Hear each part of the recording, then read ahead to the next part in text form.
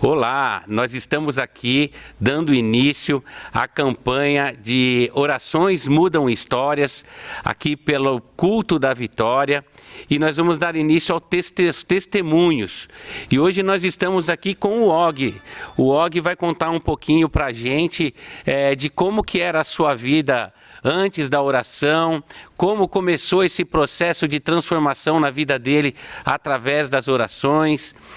Então, Og, conta pra gente como que foi o processo de oração na sua vida, como que a oração mudou a história da sua vida, como era a sua vida antes e como que é a sua vida agora. Conta um pouquinho do antes, do durante e do depois pra gente. Olá. Eu vou começar a contar um pouco da minha história para mostrar como que a oração mudou a minha vida. A oração de uma pessoa que é muito especial, né? A minha irmã Fabiane, ela é uma membro da PIB. Antes eu sou um ex-dependente químico, fui curado, fiz tratamento lá no Ceifar, fui curado em nome de Jesus, né? Através da restauração feita por lá, do encontro que eu tive. Eu era uma pessoa do mundo, né? Eu era de uma cidade do interior, tenho a minha profissão, tinha meu escritório lá na minha cidade, né? Tudo. E sempre eu tinha como eu tinha visto da dependência química, a minha irmã, ela orava muito e disse que Deus falava com ela que eu tinha algum problema. E era muito difícil, assim, a minha esposa, eu sou casado, né, não sabia, né, da dependência que eu tava sofrendo, né, e a minha irmã sempre disse que orava e pedia, e Deus falava para ela que eu precisava de ajuda. Aí, através da oração dela, por telefone, né, que ela é daqui de Curitiba, eu acabei assumindo para ela, confessando, né, que estava tendo problemas com a dependência de cocaína. Só que daí é aquela conversa, né, que era pouco ali e tal, esse tipo de conversinha normal para quem que sofre dependência química, né? Uhum. Aí, como hoje em dia ela fala que através dessa oração já foi um sinal para Deus, um sinal de Deus para ela, que eu consegui assumir a minha dependência que eu estava enfrentando. Aí, através dessas orações da minha irmã, eu fui percebendo um mover de Deus sem estar, por exemplo, eu buscando assim, né? Porque até confesso que eu já me perguntei, falei, nossa, como é que eu acabei assumindo isso para ela e pedindo para ela não contar para minha esposa, falando que eu ia parar, esse tipo de coisa. Esse aqui foi o primeiro passo, né? Olha só que bênção, hein? Uma história de vida transformada pelas orações da sua irmã.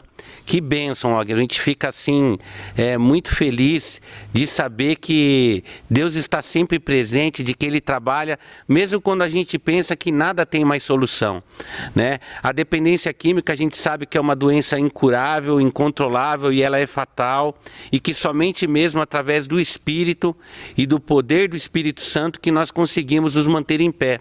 Conta para nós como é que foi um pouquinho dessa sua caminhada, como que é um pouquinho da sua vida de oração hoje, da sua vida de oração em família. Como é que foi? Você veio para Curitiba para fazer um tratamento? Aonde você te tratou? Você aceitou Jesus lá? Conta para nós aí um pouquinho dessa trajetória. Bom, depois dessa minha revelação para minha irmã, né, sobre a minha dependência, eu, obviamente, né, não tinha parado de fazer o uso, né, da cocaína. Aí o que aconteceu? Como eu tinha um escritório de arquitetura lá, a minha irmã, a vontade dela era que eu me internasse. Só que devido ao meu trabalho, tinha bastante obra em andamento, não tinha como simplesmente abandonar tudo, os meus clientes, as minhas responsabilidades. E nisso a minha irmã sempre continuou orando, que acordava, era 3 horas da manhã que ela acordava orando, pedindo para Deus uma estratégia para me tirar daquela cidade. Aí aconteceu um dia que eu tinha uma obra, fui um cliente meu lá em Camboriú. Daí ela tinha falado, passa aqui conversar antes, que ela para conversar comigo e tal. Eu falei, não tem como, né? Por acaso eu tô com o meu cliente, eu tava indo com ele para ele parar conversar, não tinha como. Aí devido a esse mundo nessa vida mundana, bem, vida louca. Digamos assim, né? Eu acabei cometendo adultério com a minha esposa.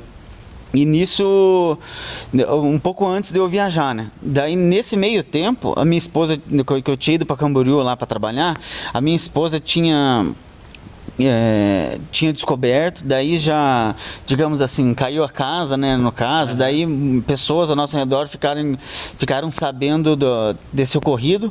No final, por hora, eu não podia ir para Baiti para voltar para minha cidade devido a esse problema. Aí quando eu cheguei voltando de Camboriú, fiquei na minha irmã, que eu ia ficar uns dias lá. Primeira coisa que ela me disse, olha, eu tô contente porque Deus me deu a resposta das minhas orações. Que eu pedi uma estratégia para Deus para te tirar daquela cidade e ele me honrou. E nisso eu fui 2 semanas, eu fiquei na casa dela, fiquei indo constantemente no culto da PIB, fui tendo um encontro já genuíno com Deus ali.